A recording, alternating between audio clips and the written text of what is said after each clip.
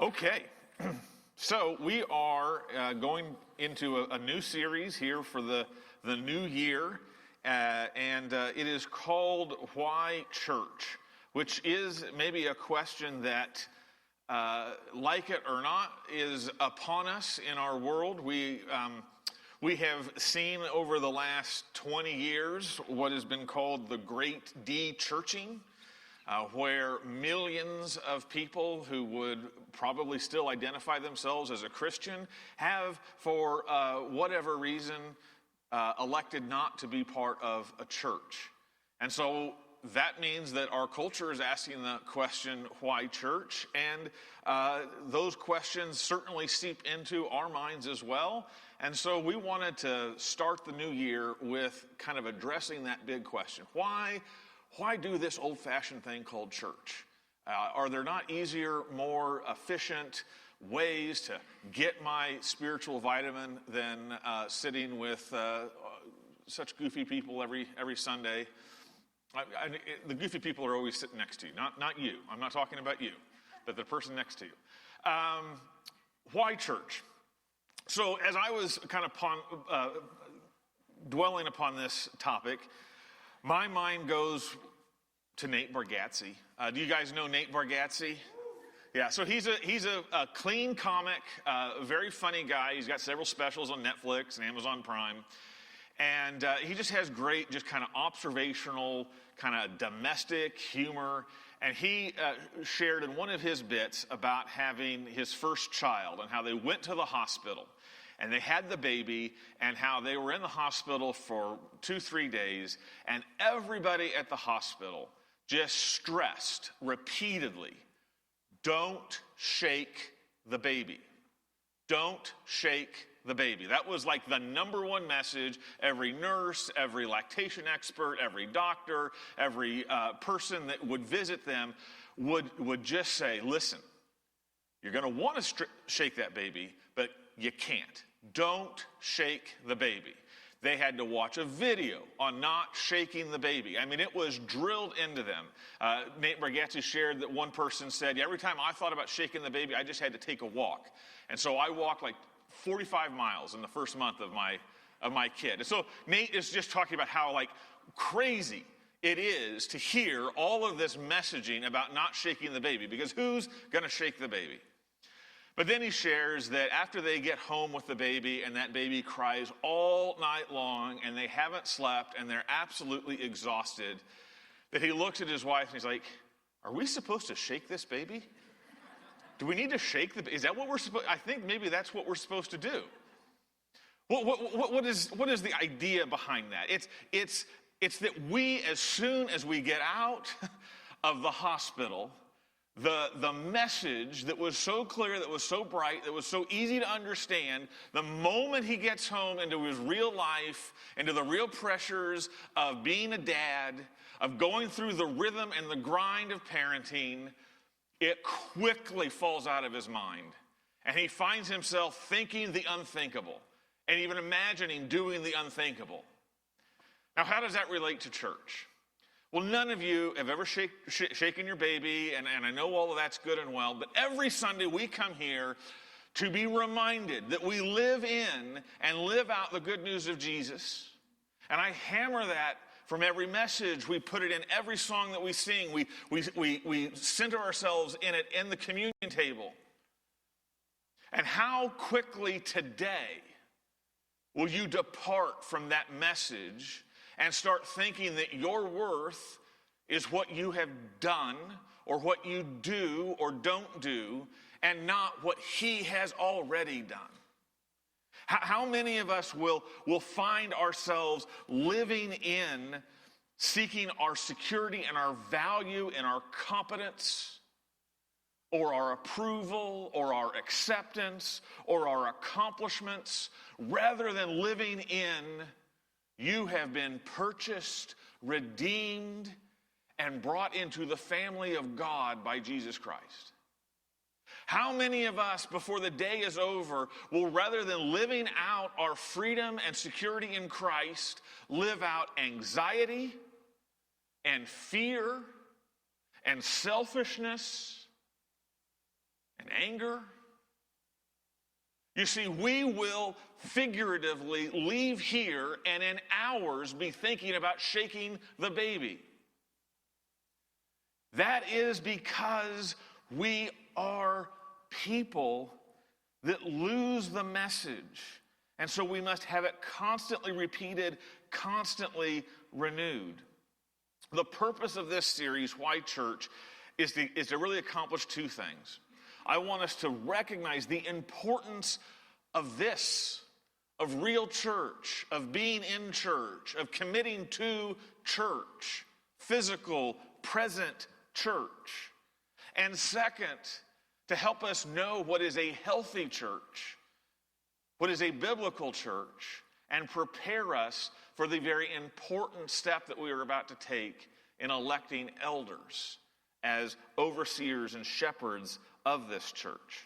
And we're doing that by looking at this letter written by the Apostle Peter called 1 Peter. And just to give you a little bit of context, Peter is writing to a group of churches that are kind of spread out through the area of modern-day Turkey. And he is writing to them late in the first century, around the 60 to 65 AD time period. So he is writing to new Christians living in a very foreign, pagan culture. The Roman culture was dominant. There was no Christian seedbed. These were the new people that were believing in Jesus. They had nobody but the church. And Peter refers to these people as exiles or strangers. That the fact that they are believers makes them weirdos in the culture around them. And his word is, you must remain strong. You must remain committed. You must remain grounded in this gospel. And so he really stresses the church, the fellowship, the body of believers as an essential to the survival of their faith. And to do this, he works through this letter a metaphor about sheep and shepherds. We read the part in chapter 2 and the part in chapter 5. And he reveals something very kind of humbling. He calls us Christians sheep. He calls us sheep. That's what he wants us to have as our identity. That's what he wants us to relate to, that we are sheep. Now, sheep, as we were going to see, is not the most flattering, elevating term. But Peter gives us the descriptor that we are sheep for a very important reason. You see, to understand why church is so important, we must understand our sheep-ness. We must understand why Peter calls us sheep. And so we're going to go through this passage. We're going to actually get 3 sermons out of these 2 passages. But for now, we are going to dwell on 3 facets of our sheep-ness that we must understand. And when we understand these 3 facets of our sheep-ness, we will answer the question, why church? Okay? The first facet of our sheep-ness is that we are prone to wander. We are prone to wander. Peter says there in verse 25, for you were straying like sheep. I hate when I am writing a sermon, especially a sermon about a topic like this, and the news cycle presents a shockingly appropriate but devastating example of our proneness to wander. But this week, if you were aware, the news that the Christian influencer, writer, theologian, Philip Yancey, admitted that he had committed an 8-year affair and is thereby disqualified and retiring from all ministry. Philip Yancey wrote, for many of us, one of the definitive books on grace, Philip Yancey has been a voice of the sweetness of the gospel to the evangelical world for decades. And here he is in his 70s, and he has catastrophically disqualified himself. He wrote in his resignation, "To my great shame, I confess that for 8 years I willfully engaged in a sinful affair with a married woman. My conduct defied everything that I believe about marriage. It was also totally inconsistent with my faith and my writings and caused deep pain for her husband and both of our families."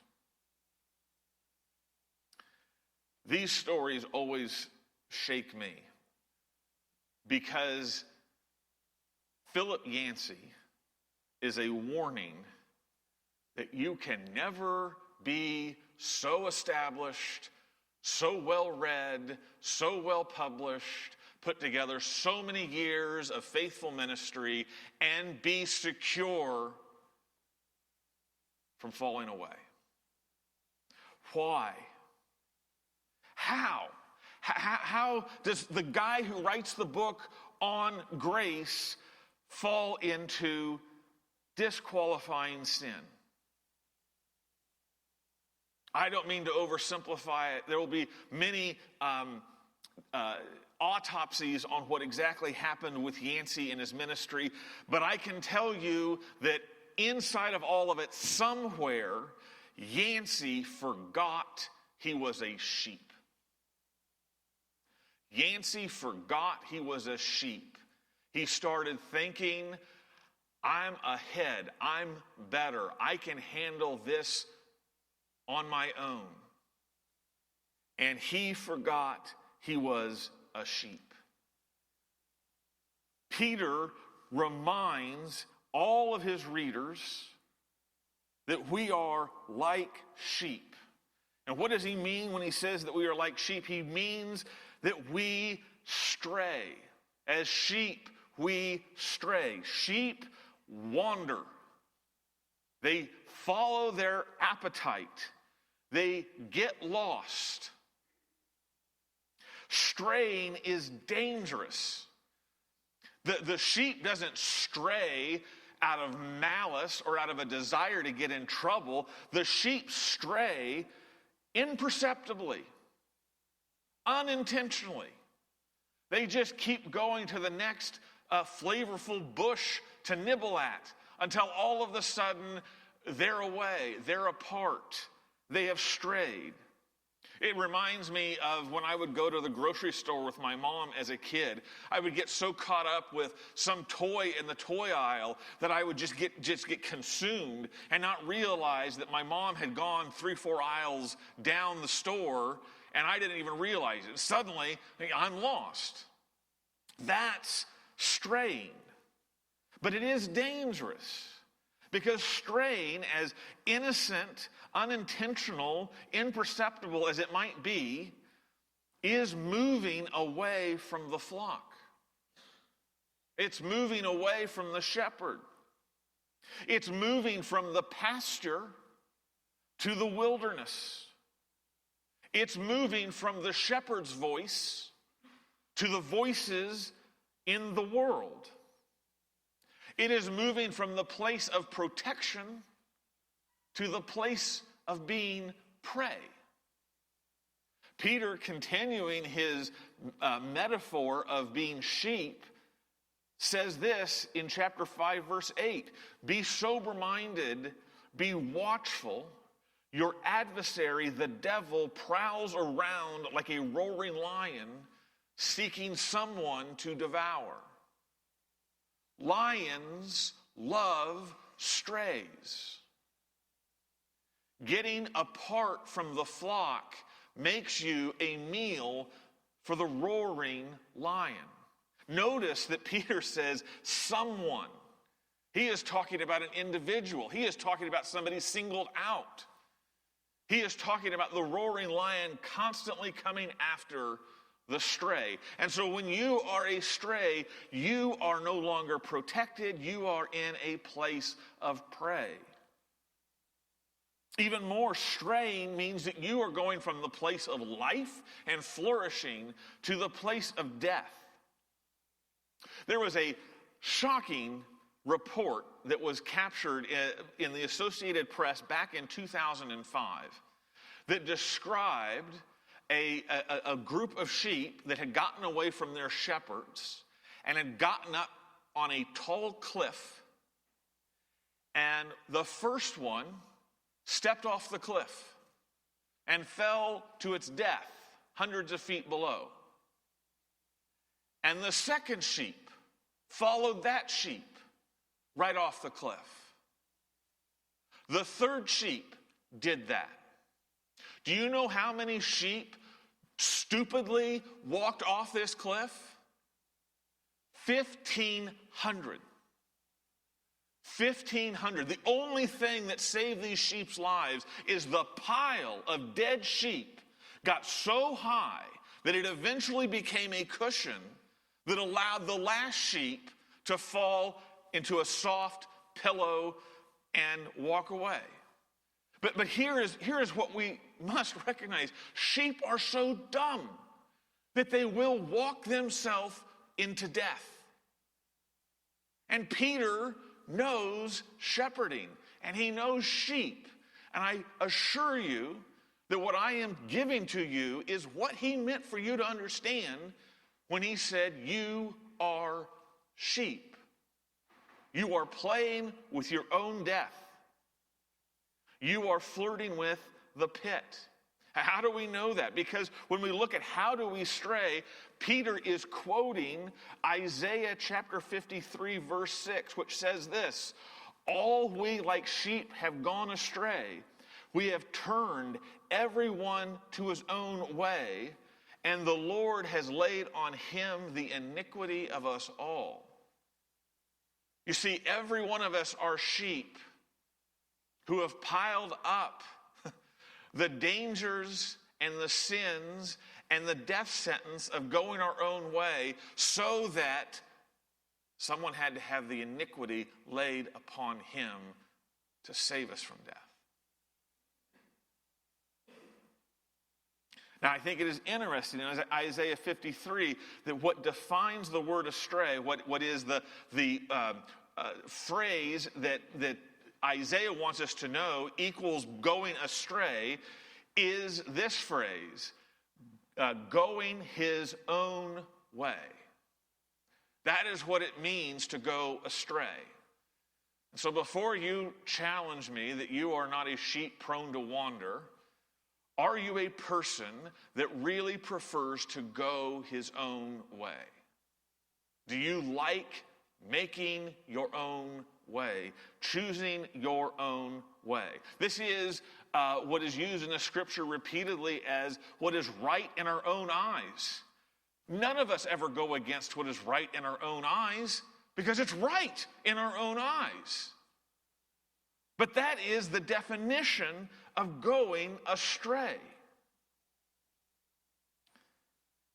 Here's the thing.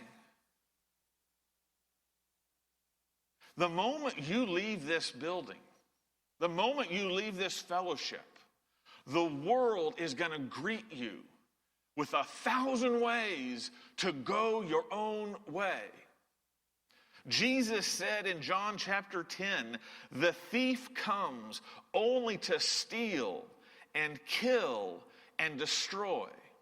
And the thief lives right outside the boundary of the flock, ready to pluck off, ready to steal away, ready to destroy whatever sheep is out there going astray.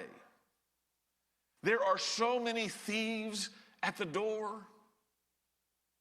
There are isms that are just ready to clutch you, whether it be relativism. What is right in my own eyes? This is true for me. This works for me.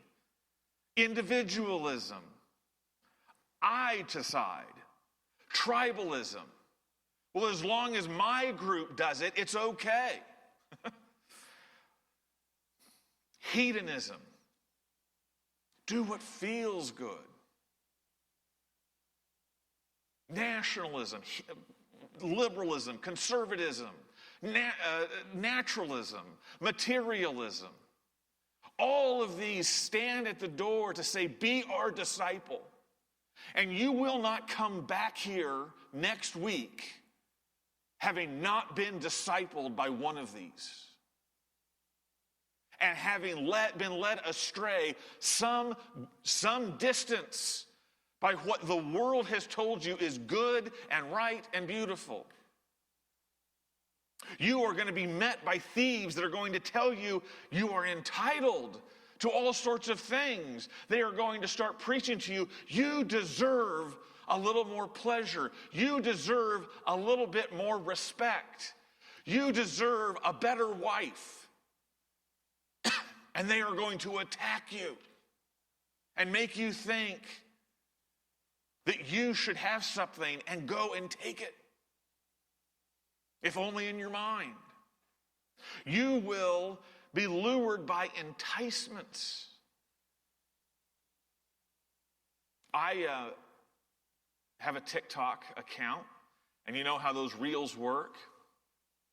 You'll go through 2 or 3 of a golden retriever, one making some funny joke, you laugh. And here's what happens to me. 4th or 5th one will come up, and it is a beautiful woman dressed in a way that you can see her shape. And she is not, it's not her that the video is about. She is talking about, some new way to shorten the line at Disney World or something. And so you're like, well, I want to know about shortening the line at Disney World. That makes good sense to me. And so, you watch this video, and there's an algorithm always watching you. And the algorithm is trying to decide, is this guy interested in Disney World, or is this guy interested in this woman? And so you scroll again, and you get a couple videos about Disney World, but then you get another video with a beautiful woman talking about something else, and I'll be darned, I'm interested in that topic too. Always. And here is the thing. Slowly but surely, it is feeding you just a little bit temptation, just a little bit of enticement, until suddenly you start picking up the TikTok app, wondering how many videos you have to flick through to get rid of these dogs so you can see somebody in Lululemons. That's happening all the time. We are sheep prone to wander. You see, straying will begin. I don't have to prove that. You can go back to your own experience. It will happen immediately the moment you leave this fellowship. And so my question to you is to take this moment to discern where the straying will start, where the foothold will show up. Where has it happened before? What I want you to grasp in this first point is we have all strayed. We are sheep. We are prone to wander. And so the second facet of our sheepness that I want us to see is that we are rescued by the Good Shepherd.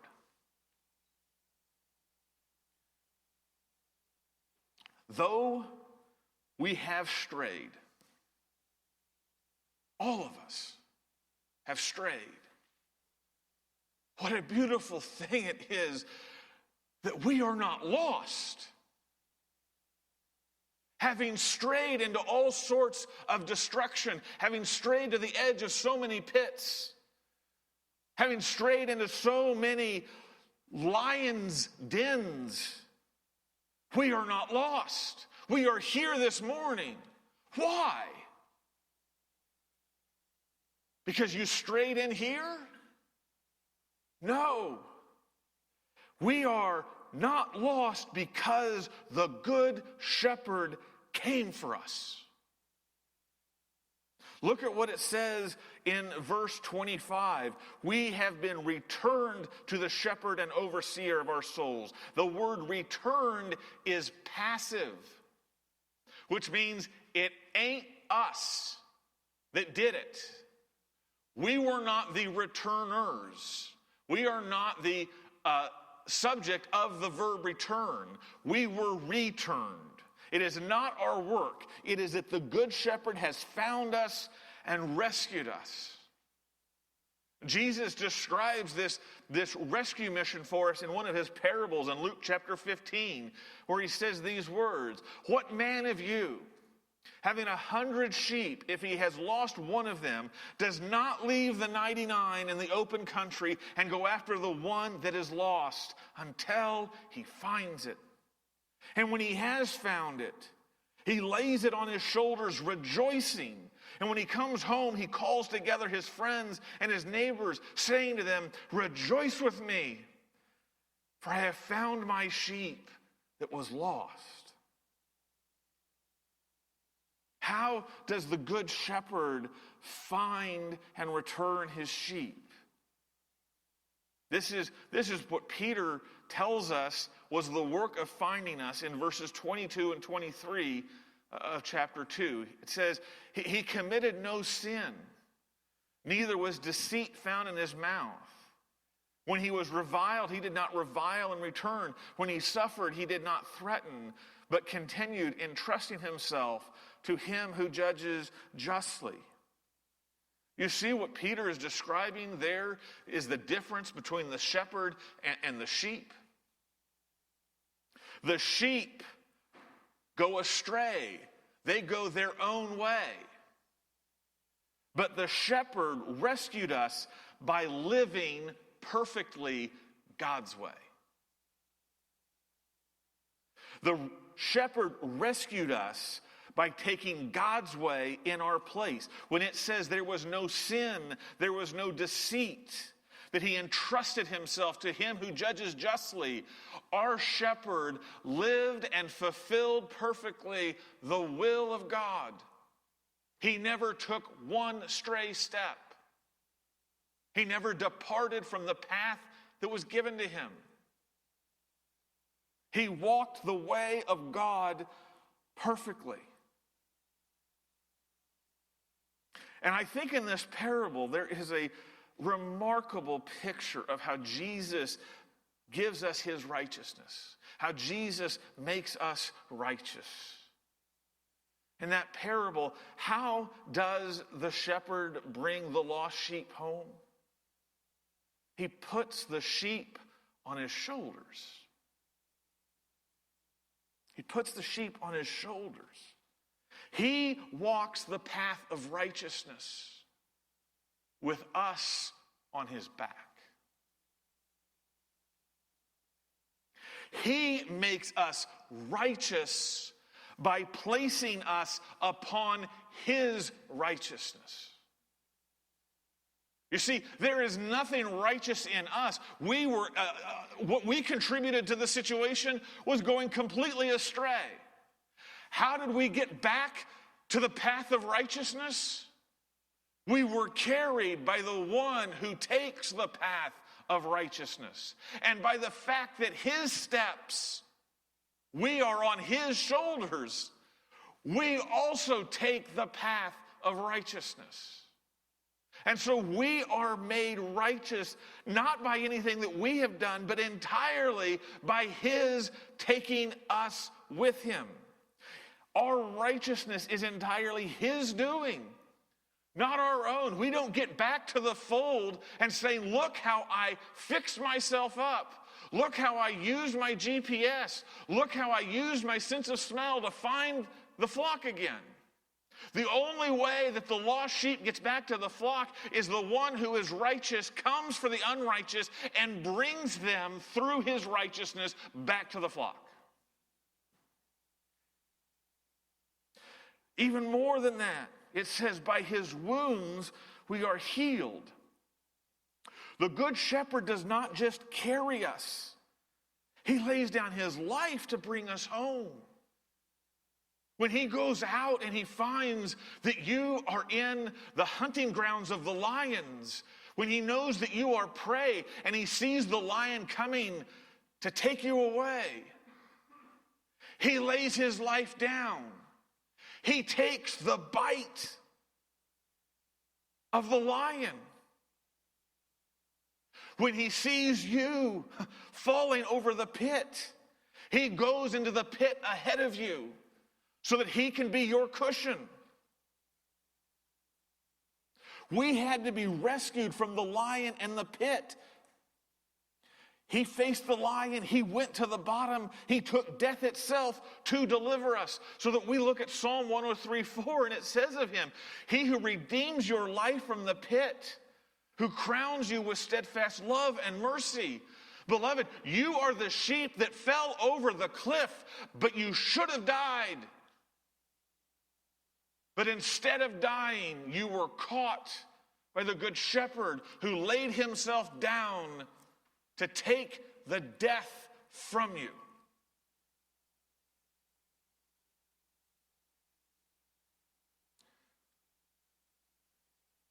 We do not save ourselves.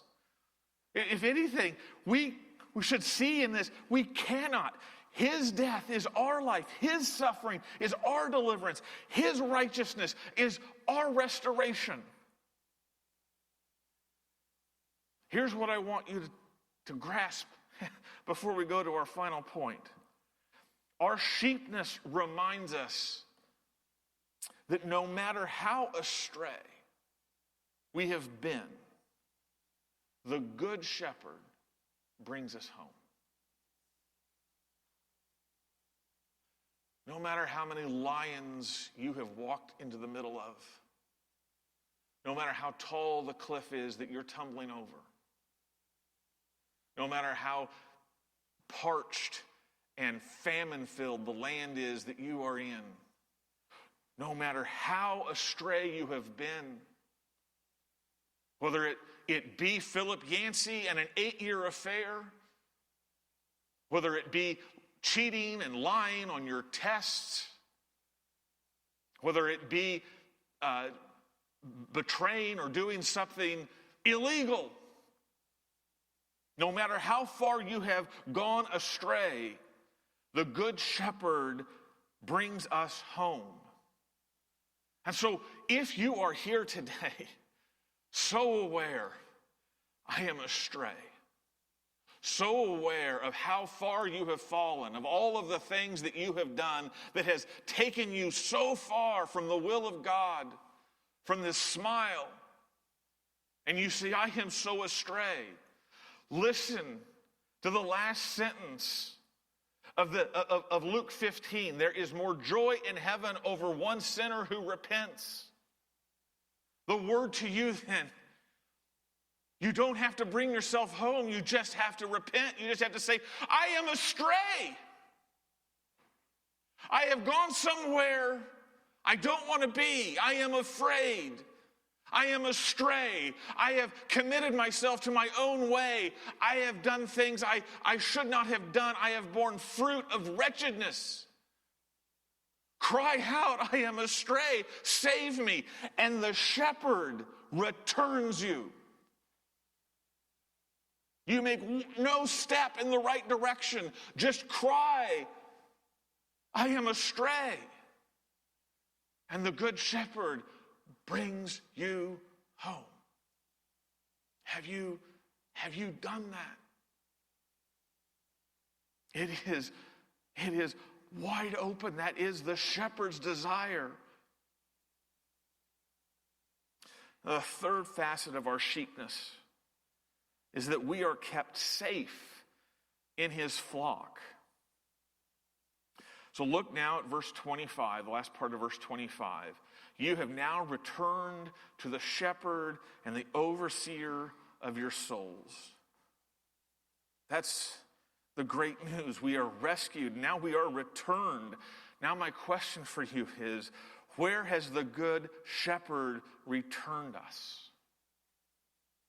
This is so key to understand the answer to this question as we go through this study titled, Why Church? Where has the Good Shepherd returned us? The answer to that is given to us in chapter 5, verse 2.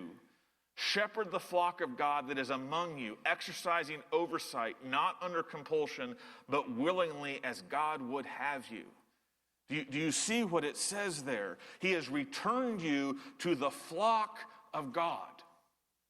That is what the Good Shepherd has done. We grossly misread the parable of the lost sheep if we stop at, I've been found, I've been put on the shoulders of the shepherd, and that's the end of the story. No, the end of the story is that he leaves the one, he leaves the 99 for the one, but the end of the story is he brings the one back to the 99. The end of the story is that the one rejoins the 99. The parable is a failure if the one is not brought back to the 99. The purpose of the parable is that he goes to reach the lost one to make his flock whole. What makes you astray is you are outside the flock. And so here's an important point that we cannot minimize. Being in the flock is the proof that we are no longer astray, that we are no longer lost. There are countless people in our country today that say, yes, I am found. Yes, Jesus is my Lord and Savior. And then you say, well, what church do you go to? Oh, I don't do church. How did you find yourself as found and not be part of the flock?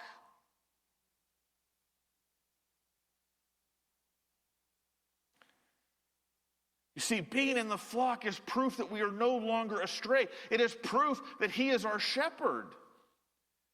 We have been put in the flock to keep us safe from the lion, the world, and the flesh. How?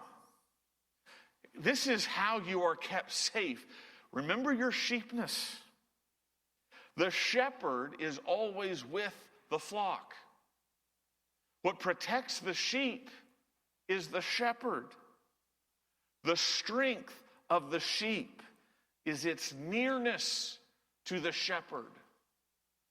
And so if you want to be kept safe, you need to be in the shepherd's flock. So what does it mean to be in his flock? Look again at verse 5:2. I didn't say everything about it. The flock of God, but there's another phrase added. The flock of God among you. The flock of God among you. Peter is saying this flock that I'm talking about is not a spiritual, invisible, universal idea of I'm a Christian, therefore I'm a part of a church. I'm part of the church. It is specific. It is concrete. It is particular. This church among you is a local gathering. It is a local church that he is saying the flock of God is found in. Being in the flock of God is not the same thing as identifying yourself as a Christian. Being in the flock of God is being in a local church. You see, the view of the scriptures on the local church is very high. It is a very important aspect of being a Christian. The local church is given to keep us near the shepherd, to keep us safe. Is this how you see church? Do you see church as essential to your witness as a Christian? I grew up in a Christian home, but I know so many times on Sunday morning, we would be in the living room with the family, my dad, my mom, and myself, and we would be getting pretty close to time to get ready for church, and we'd start talking about, are we going to go today? And before too long, We would find a reason or two. We don't need to go today. So it's the associate pastor preaching, or it's a music session, or so-and-so is going to be singing, and I just cannot listen to that person sing. We would come up with all sorts of things. And before too long, we would probably be missing church 1, 2, maybe even 3 times in a month. And that was just not a big deal because we had not hitched. You know what? As a Christian, I'm part of the flock. We had somehow created an identity that I can be a Christian and not be in the flock. And I know if you're a family like mine, you are battling a sports schedule every week. And you have to decide how committed is being a part of a church to being a believer. And you are telling the world how much you think those two go together when you bend everything to meet the sports schedule or not. I'm not saying that you can never miss church for sports. I'm saying look at how much sports is attacking your commitment to being in the flock. And do you accept that cost? Tired. I mean, gosh, the only night that's any fun is Saturday night. It is hard. Maybe we take in our minds, 50% is good. It is actually true that the percentage of regularity that is considered a regular attender for church has gone from weekly to now monthly. Because the trend has been 1 out of 4 is fine. For the committed.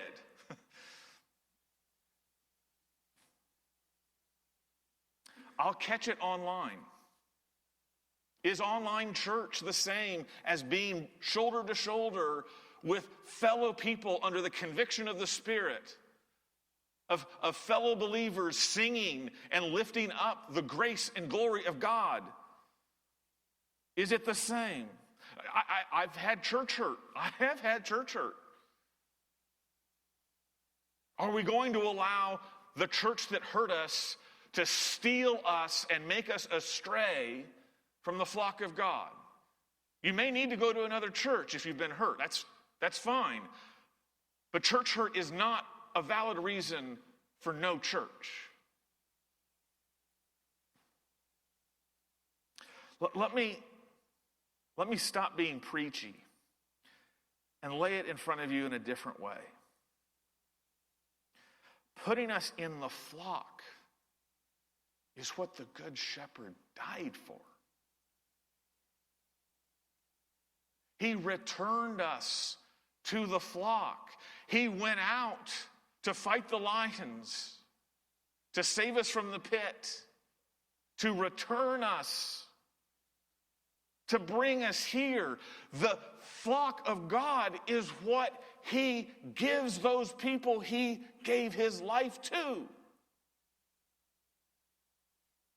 Do we see church as that precious gift? Do we need to say, my reason for not coming to church on one side of a piece of paper, and Jesus died for me to be part of church on the other? I think that would simplify a lot of, are we going today?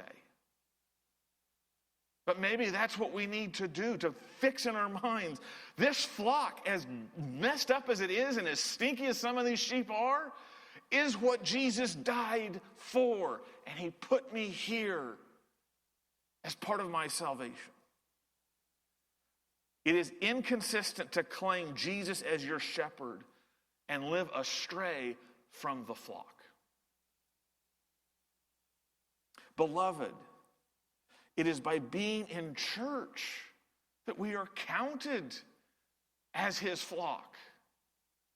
How does he know he has 99? How does he know he has one missing? He counts his flock.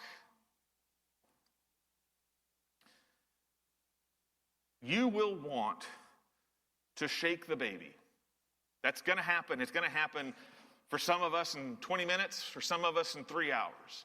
Somehow or another, you are going to forget your identity, that you are blood-bought, that you are loved, that